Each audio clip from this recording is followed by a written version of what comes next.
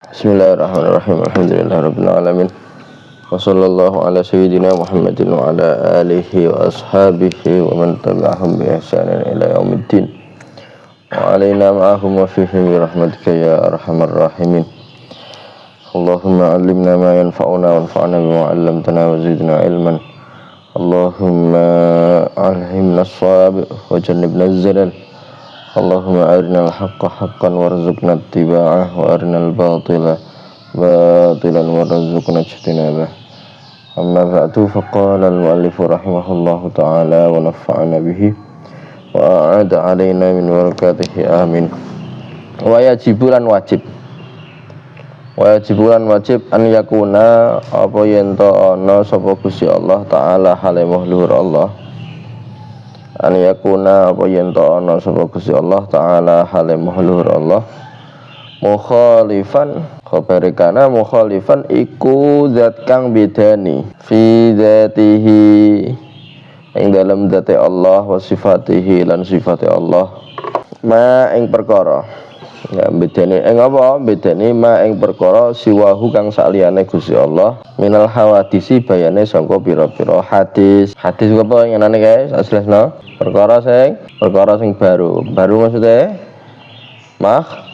makhluk apa makhluk wa illa lan lamun ora berarti ya Gusti Allah madani ambian saliyane Gusti Allah daripada makhluk ku mau kana mongko ana sapa Gusti Allah hadisan iku zat kang hadis sing anyar ya sing asale gak ana dadi ana mislaha padane hawadis pengenane wis tak jelasno ya tentang bahwa Gusti Allah niki wajib mempunyai sifat wujud ya artinya ada ya betul pengenane wis ana dalil-dalile ya meskipun rekamannya belum ketemu rekamannya ya tapi ini tahu tak jelasno iku.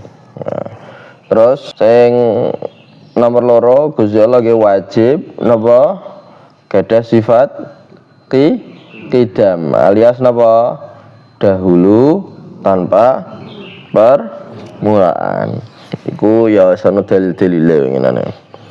Terus baru Gusti Allah gadah persifatan baqa artinya napa kekal tanpa akhir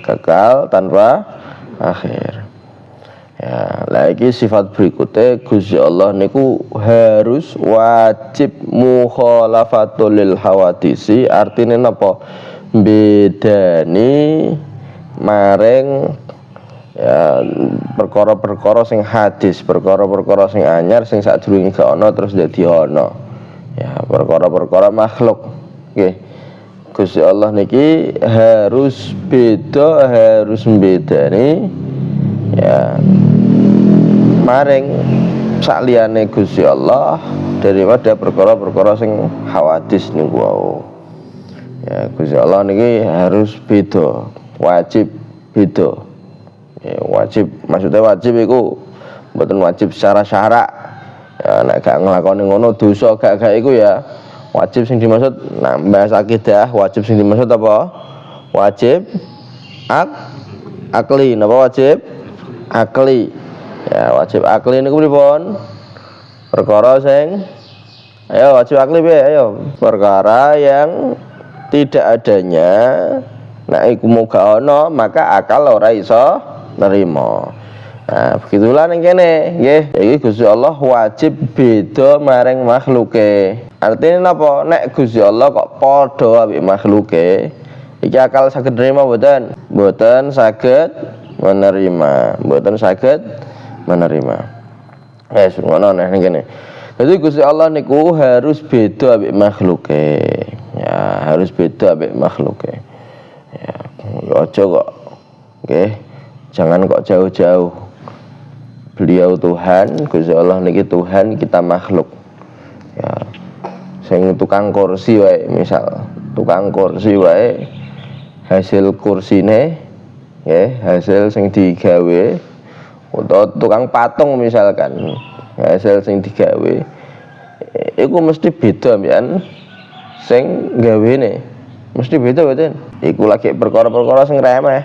nggih iku perkara-perkara sing artine manusa ambekan apa sing ya bukan gaweane istilah apa ya hasil karyane lah gampangane kaya ngono kuwi apa meneh kok iki Gusti Allah nyiptakno manusa ya ana khalik gawe makhluk ya mesti bedane nggih apa mesti bedane ya kok padha akal gak iso nrimo nah beda niku ngono Gusti Allah iku Allahu mukhalifun lil hawadisi fi kono jadi Gusti Allah bedani makhluk-makhluke iku fi dzatihi ta'ala wa sifatihi ta'ala pengen ae tak jelasno bahwa engko ana zat ana sifat ana zat ana sifat nggih kabeh ngono ana zat ana sifat ana sifat nggih Gusti Allah niki gadah zat ya gadah sifat nggih sifate Gusti Allah sing maha kuwasa misalkan iku sifat ya ana zate nggih wonten zate lah Gusti Allah zate Gusti Allah niki beda ambek zate manusa zate makhluke jadi zate Gusti Allah beda ambek zate manusa zate makhluke zate hawadis beda niku jadi ora kaya awak-awak dhewe nggih maka nggih nek kaya awak dhewe rungono zate manusa zate makhluk zate manusa zate makhluk butuh tempat mboten butuh tempat butuh waktu mboten maka ya Allah tidak butuh ya apa tidak butuh tempat Gusti Allah jate gak butuh tempat justru tempat sing butuh meng Gusti Allah ning Gusti Allah jadi aja kok kaya ana rungono nggih sampeyan nek mikirno Gusti Allah ya ora bakal tutup ya makale ora bakal tutup sak mentok-mentoke otak kita iki ya otak-otak makhluk iki. Nah, apa yang mikirno zate pangeran iku gak bakal mampu. Tapi yang jelas, ya zate pangeran iku beda ambek manusa beda ambek makhluke Gusti Allah. Paham mboten? Beda. Ya. Kalau kula sampean iki ya jel kula bayangke sampean bayangke. Sampean ana tapi ora ana tempate, iso ta sampean? Hah? Mesti ana tempat sampeyan apa ning ndi wae mesti ana tempate. Hatta misal wis mati ya dikuburno ya ana tempate ning kuburan niku. Nggih mboten. Sampeyan ndok biyen sadurunge dilahirno isih janin ana tempate ning wetenge mbokmu. Nggih mboten. Butuh tempat. Nggih butuh tempat. Tapi nek Gusti Allah mboten butuh tempat. Justru tempat iku sing butuh ning Gusti Allah. Karena tempat iki makhluk mboten. Tempat makhluk mboten. Makhluk. Ya. Ya, jadi Gusti Allah mboten butuh tempat. Ya, waktu padha ae. Jadi zat Gusti Allah tidak butuh waktu. Kalau sampean butuh waktu. Jarak, zat Gusti Allah gak butuh jarak. Nek kalau sampean ana butuh jarak mboten? Ana. Ukurane sampean misal 1,5 meter. Ana ukurane mboten? Wonten. Tapi nek Gusti Allah ndak ada ukurannya, ndak ada ukurannya. Jadi, nah kita mau bahas Gusti Allah itu ya kudu selehno apa yang kita lihat, ya, apa yang kita lihat, apa yang kita rasakan daripada perkara-perkara sing makhluk yang kita lihat iki. Kita melihat nih, ngono. Kita melihat apa wae kawit lahir sampai merecet sampai sakniki, ya. Iku sing mbok ngerti. Iku mentok-mentok perkara makhluk kabeh mboten. Nggih mboten. Sing mbok ngerti, sing mbok rasakno, sing mbok rungokno, iku perkara makhluk kabeh, perkara makhluk.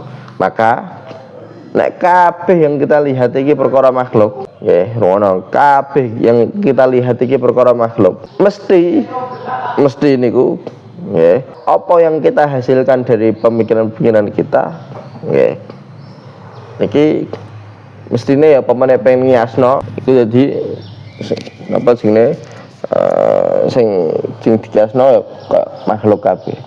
Jadi sampean pemene pengen menghukumi napa nggih. Karena yang dilihat iki mau kabeh iki makhluk nggih. Maka itu ya napa sih pasti terpengaruh dengan ya yang dilihat itu. Mulane nggih, mulane wonten dawuh ya dawuh para ulama, kullu ma khatara bi balik fallahu ala khilafi dzalik. Kabeh perkara sing terlintas ning pikiranmu, nggih, kabeh perkara sing terlintas ning pikiranmu, Gusti Allah gak kaya ngono kuwi. Gusti Allah gak kaya ngono kuwi. Jadi sampean ora iso bayangno Gusti Allah kaya piye gak iso bayangno sampean. Karena napa?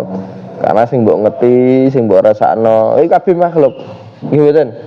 Sing mbok ngerti, sing mbok rasakno iki makhluk kabeh. Maka sing mbok hasilno ning pikiranmu iki ya mesti makhluk. Mbok sampean ngerangke kaya apa wae. Mbok delok iki ana sirah terus bariku ana apa. Mbok rangke meskipun yes, hasil rangkaiane sampean iki gak ana ning wujude ning di alam nyata. Tapi sampean ngerangkene iku mau pasti ngerangkai sangka perkara-perkara sing pernah mbok ngerti. Sampean iso tah ngerangkai ning pikirane sampean sangka perkara sing gak pernah mbok ngerti. Gak pernah bayang. Ora iso. Ya. Mulane moko ide pripun? Kullu ma khatara bi balik fallahu ala khilafi dzalik. Kabeh perkara sing terlintas ning pikiranmu, tak tulisna ya. Kullu gua tulis iki.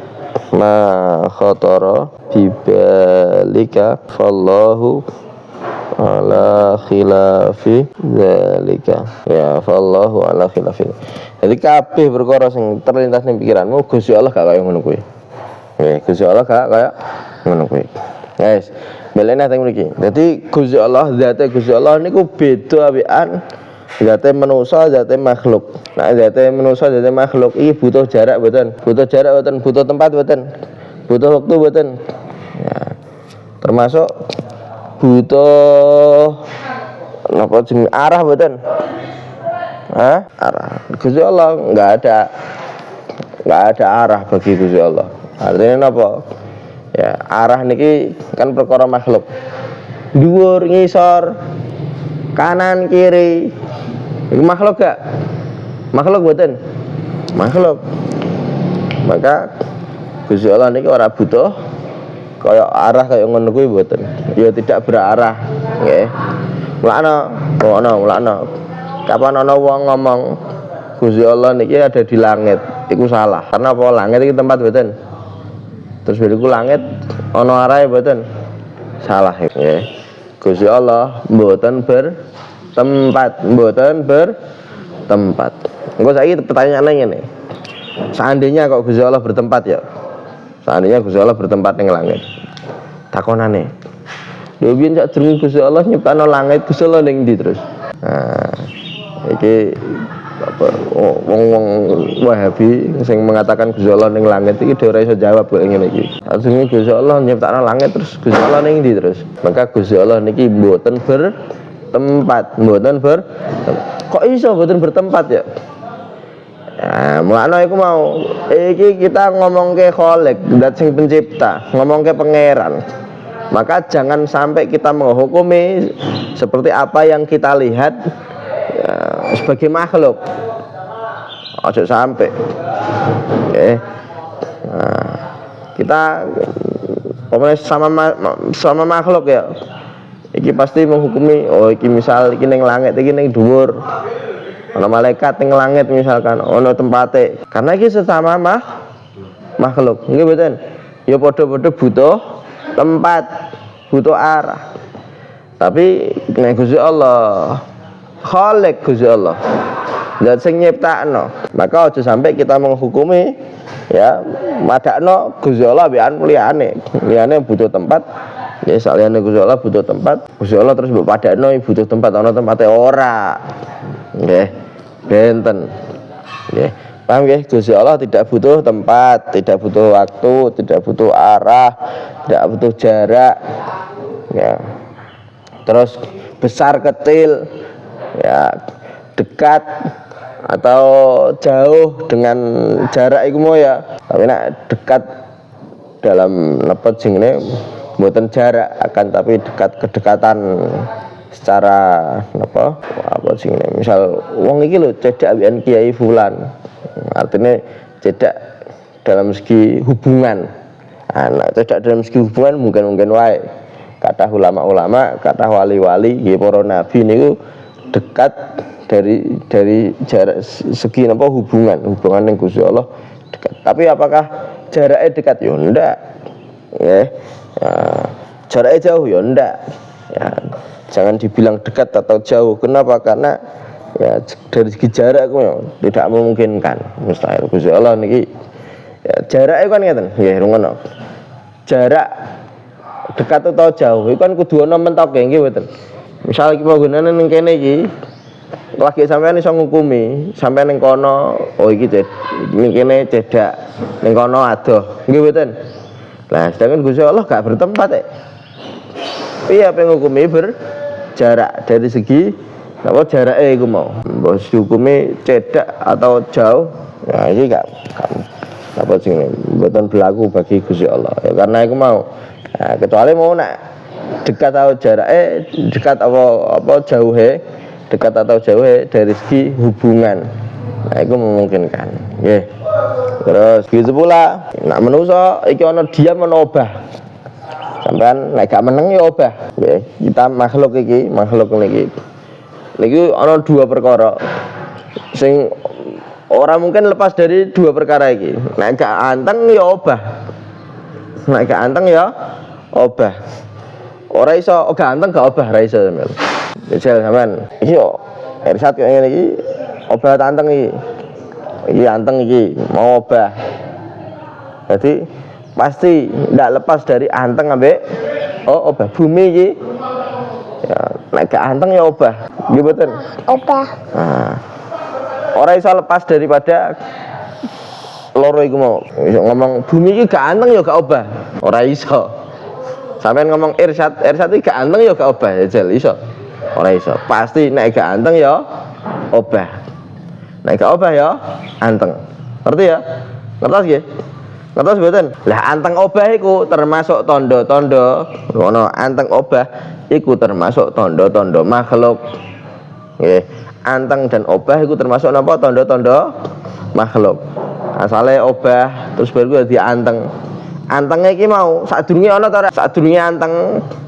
iki mu kan obah berarti anteng kan durung ana kira terus baru ana anteng berarti iki perkara sing hadis perkara sing anyar teko sing apa jenenge makhluk nggih mboten terus baru anteng ya terus baru obah sadurunge obah iki mau ana ta rak mau obah mboten wonten sadurunge kan anteng terus bariku lagian wonten obah nah iki lho ana perkara kaya ngene iki iku nunjukna bahwa iki makhluk paham makhluk nah lah Gusti Allah iki gak berlaku bagi Gusti Allah sifat anteng utawa obah diam atau obah gak ana ning Gusti Allah nggih jadi Gusti Allah niki mboten kados makhluke dalam zate juga dalam sifate nah, dalam zate jelas kok ngene iki ya nah, terus dalam sifate pripun sifat-sifate Gusti Allah niki beda ambekan sifat-sifate makhluke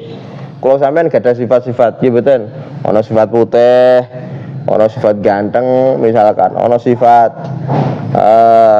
napa kuasa iso nulis misalkan ana sifat iso mangan iso nggih nah, Gusti Allah niki benten kalih sifat-sifate Gusti Allah beda ambekan sifat-sifat makhluke nggih sifat-sifat makhluke kenapa engko nek padha ya iki tak jelasno iku sik engko balik ning masalah sifat ya kenapa kok beda soalnya engko nek padha iku mesti iku berarti statusnya ya padha ambekan sing dipadani iku mau sampean misal padha ambek irsyad ya sampean kok padha ambek irsyad iki makhluk berarti sampean ya padha makhluk sampean kok misal padha ambekan irsyad nggih irsyad makhluk sampean mesti ya makhluk nggih mboten ora iso sampean ngomong irsyad aku padha ambek irsyad tapi irsyad makhluk aku gak makhluk ora iso nggih mboten saged lah begitu pula nggih sifat wajib Gusti Allah diantaranya iku napa adalah beda ambek makhluke kenapa engko nek padha ambek makhluke makhluk mau statusnya makhluk berarti Gusti Allah niki ya makhluk dan niku mustahil. Nggih. Ya, mustahil. Paham? Winginane sono, winginane ana pelajaran apa kae? Seandainya Gusti Allah iki makhluk diciptakno, iki kono konsekuensine ana loro. Napa? Nggih, loro utawa dandane telu misal. Ya. Loro apa winginane ana daur, ana tasalsul. Daur iki pripun? Misal Gusti Allah diciptakno A ciptakno B sing nyiptakno sapa? Gusti Allah. Iki jenenge daur muter malih. Iki mustahil, perkara mustahil niki. Ana tasalsul. Gusti Allah iku napa ciptakno A misalkan contohnya ya. Gusti Allah ciptakno A ciptakno B ciptakno C ciptakno D sampai gak ono mentoke. Iki padha mustahil. Pamane kono kemungkinan ketiga Gusti Allah diciptakno A ciptakno B mentok ning kono. Ya sing layak dadi pangeran yo gak Gusti Allah tapi sing B ku mau. Nah. Iku kemungkinan kaya ngono kuwi iku mustahil iku mau. Paham? Nah, jadi ngoten. Nek Gusti Allah kok padha ambek makhluke berarti karena makhluk iku statusnya makhluk, maka ya Gusti Allah kok misal andekan padha ambek makhluke, maka ya Gusti Allah makhluk. Iku mustahil. Paham? Paham mboten? Paham mboten? Nah, iki sing napa beda Gusti Allah beda ambek makhluke ing dalem sifate ya. Ing dalam sifatnya. Jadi kok misal Gusti Allah sifat-sifatnya Gusti Allah itu padha sifat-sifatnya makhluknya.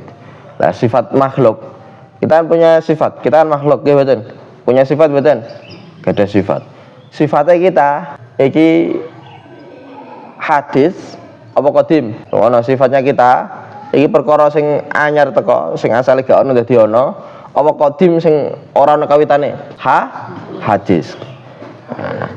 Lah aku kok misal sifatnya Gusti Allah niki nggih sifate Gusti Allah niki padha ambek sifat-sifate manungsa, sifat-sifate makhluke, pasti sifate Gusti Allah niki sifat sing napa? Hadis. Karena padha mau.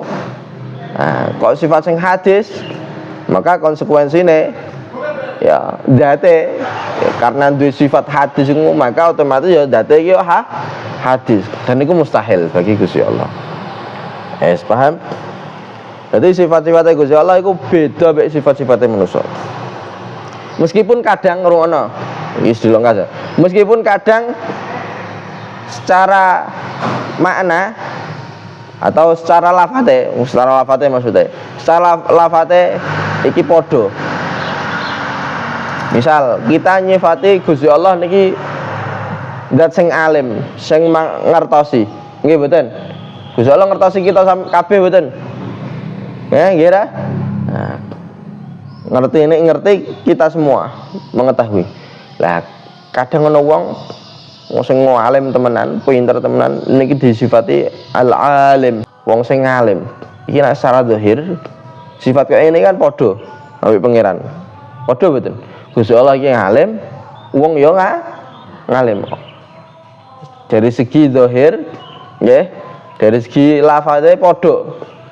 Tapi hakikate mesti beda. Beda. Bedane napa? Nek ngalime ya Gusti Allah ya iki ngalim sing hakiki. Ngalim sing hakiki artine napa? Memang pangeran niku yo ngerteni kabeh. Pangeran kok gak ngerteni kabeh niku ya enggak layak jadi pangeran. Dan wajib hukumnya, wajib secara akal. Artinya apa? Gusti Allah kok misal gak ngalim, gak ngerteni kabeh makhluke, apakah akal bisa menerima? Bisa ora? Mboten bisa menerima. Jadi ngalim sifat ngilmu Gusti Allah niku wajib akli. Tapi nek alime menungso, ya, jangan kan alime, zate menungso sing ngalim iku mau ya. Iku kok misal gak ono ngene ora apa-apa, ora pateken wis. Gak pengaruh. Akal ya iso nrimo, akal ya iso nrimo onone, akal ya iso nrimo gak onone. Zate manusa iku lho. Jangan kan kok ngalime zate manusa iku lho.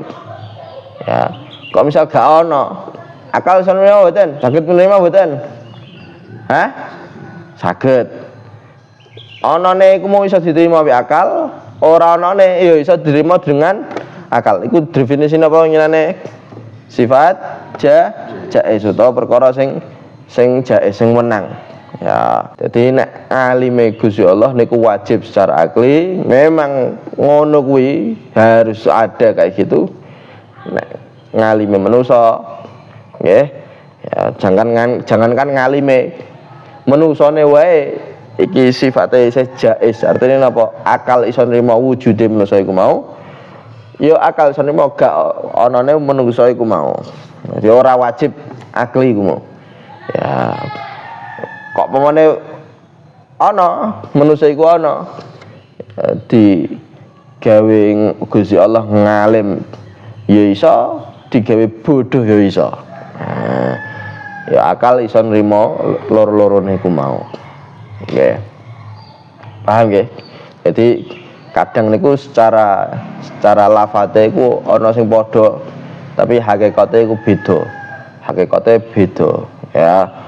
Nah, mulane sifate Gusti Allah niku beda ambekan sifate manusa utawa sifate makhluke Gusti Allah. Seandainya kok padha, maka sifate Gusti Allah niki dihukumi hadis dan niku mustahil, gak mungkin. Ya, paham nggih? Gusti Allah qadim dzate ya qadim. Ya gak ana kawitane kumoya dahulu tanpa ada permulaan. Dzate nggih qadim, sifat-sifate nggih qadim. Sallallahu alaihi wasallam.